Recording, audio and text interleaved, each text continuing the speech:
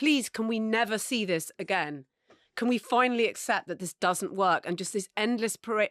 And in fact, if you would have preferred the Democrats to win, it was massively, I actually think it was counterproductive. Oh, yeah. This whole idea of like elites telling everyone what to do, that I think we already know and have known for quite a long time is something that people don't like.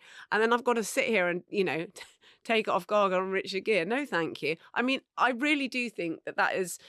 we should just see the back of it for good. Well, we get that billionaires and tech entrepreneurs want Trump to win, and we get that actors want Harris to win. Yeah. It's absolutely baked in. I understand if somebody feels the need to make the point. But again, it's that thing of just... Anyway, if you're sitting and going, I do not understand how he won, given everything that happened, then I think the question would be, the way you experienced everything that happened is very, very different to the way that other people experienced it. And that's because of the media landscape we have at the moment. It's because we are so siloed. It's because it's never been more democratized, but it's never been more siloed. Yeah, there's a huge amount of people who saw completely different television pictures to you, saw completely different stories to you. And that's why it happened. It's not like you all sat down and watched the same thing and made different decisions. You saw completely different things. And so if you want to affect people, if you want to affect the way people vote, you have to understand they're smart. You have to understand they're interested in things. You have to understand they're going to vote in their own best interests. And that's the way you have to run a campaign, not from the top down, but from the bottom up. And as I say, Professor Finlayson has said that for years and years and years. And he was a bit right and a bit more right and a bit more right. And now he's absolutely 100% right. He said, he'll write to institutions or newspapers, talk to them about TikTok and Instagram. They go, oh, we don't care. Oh, that isn't anything. And he said for so long, he said, it is everything. Yeah. He said, this is the thing now. This is the thing. Stop publishing papers about, perceived bias on the BBC or Channel 4.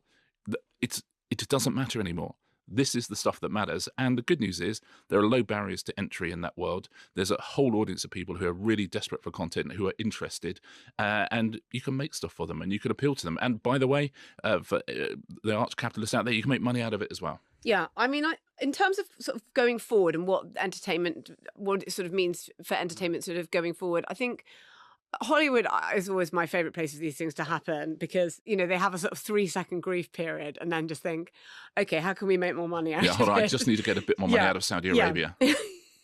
Well, Hollywood is interesting because do you remember there's that great line when Barry Diller tried to buy Paramount and he failed and he lost to Sumner Redstone and he just said, they won. He sent a memo to everyone involved. They won. We lost. Next.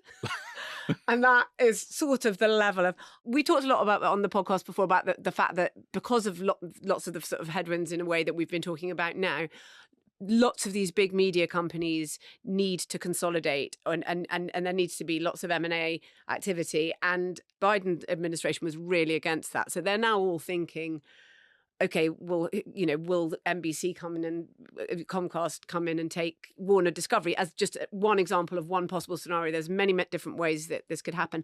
That could cause there to be sort of editorial influence on the news operations in those. They've all got, they've got CNN or they've got NBC News, or, in the case of NBC, they have things like SNL or whatever, because it will be much more important to those people that the deal goes ahead than someone gets to do their silly little sketch on SNL or say something on the news. And you might see that there being sort of orders from the top down. Yeah, I think so. Because there are too many of these companies and they're going to have to consolidate to survive. And that's going to be, Trump will look much more favourably on them, but he may wish, because he's very transactional, for a favour in return. Yeah. And if that's, whatever it is, I mean, he's still suing ABC News, like one guy, George Stephanopoulos, individually for saying that he had been found liable for rape. And Trump says that's not the technical thing of what happened to him in the courtroom. And he's still suing, even now, he's still going ahead with it. So, oh, God, you don't want to be sued by the president. But then Elon Musk hates Bob Iger at Disney because Disney withdrew their advertising from Twitter, now known as X, as I can only say sarcastically.